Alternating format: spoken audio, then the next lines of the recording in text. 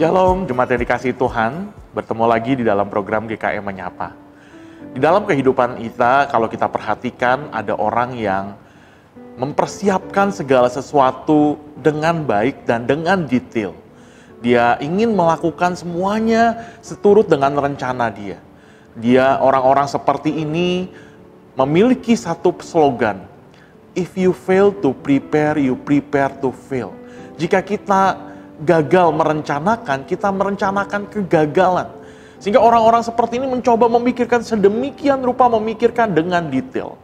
Namun di sisi lain, jemaat yang dikasihi Tuhan, ada orang-orang yang menganggap bahwa hidup ini mengalir saja. Karena apa? Karena di dalam hidup kita, semua Tuhan yang menentukan.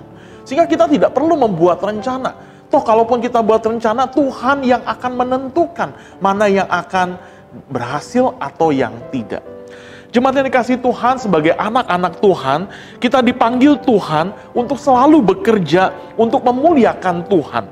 Sebagai anak-anak Tuhan, kita tidak boleh mempunyai sikap fatalis yang berserah saja, mengalir saja, pasrah pada nasib. Tetapi dalam kenyataannya banyak anak-anak Tuhan yang secara keliru menganggap bahwa segala yang kita lihat atau kita alami pada saat-saat tertentu, seperti misalkan untung atau rugi, sehat atau sakit, berhasil atau gagal, sudah ditentukan oleh Tuhan. Dengan demikian peranan manusia sebagai ciptaan Tuhan menjadi kabur, untuk tidak dikatakan musnah misalkan. Padahal apa yang dikerjakan setiap manusia di dunia ini merupakan bagian dari rencana besar Tuhan. Jemaat yang dikasihi Tuhan, setiap kita diciptakan Tuhan untuk kemuliaan Tuhan. Karena itu kita tidak boleh bersikap pasrah di dalam kehidupan ini. Bagaimana manusia bisa memuliakan Tuhan dengan tidak berbuat apa-apa?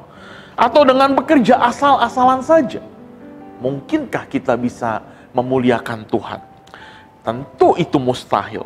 Sebagian orang mungkin berdalih bahwa Tuhanlah yang ada di balik segala masalah dan kegagalan yang dialami manusia. Tetapi bagaimana Tuhan ingin dimuliakan manusia jika Ia membuat manusia melakukan sesuatu yang tidak memuliakannya? Itu juga mustahil. Manusia diciptakan menurut gambar Allah sebagai makhluk yang bisa bertanggung jawab atas segala tindakannya. Dengan demikian, manusia harus bisa mengambil inisiatif untuk melakukan sesuatu, merencanakan apa yang mau dilakukannya, merencanakan masa depannya, dan berjuang untuk mencapai keberhasilan dalam kemuliaan bagi Tuhan.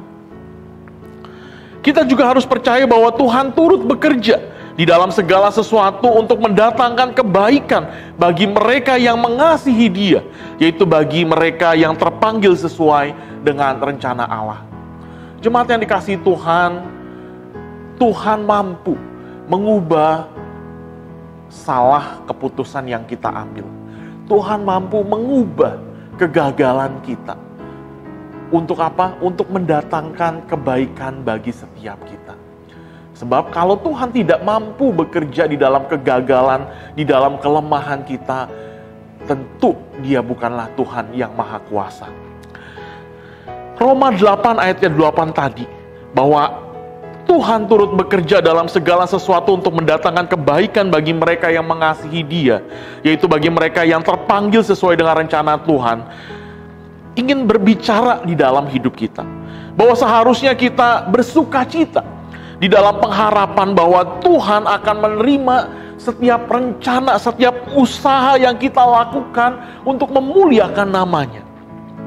Kita juga harus bisa bersabar di dalam kesulitan, di dalam tantangan, di dalam kegagalan kita.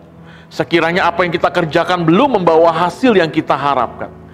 Kita harus tetap yakin bahwa Tuhan menghendaki kita untuk tetap berjuang, sambil bertekun dalam doa untuk mencari kehendak dan bimbingan Tuhan. Biarlah nama Tuhan makin dimuliakan melalui hidup kita dan rencana kita di tahun 2023 ini. Kita merencanakan, namun kita juga menyerahkan rencana kita kepada Tuhan. Biarlah Tuhan yang beracara. Tuhan yang bekerja melalui rencana kita untuk mendatangkan kebaikan bagi kita dan memuliakan nama Tuhan. Selamat menjalani tahun 2023 ini untuk kemuliaan nama Tuhan.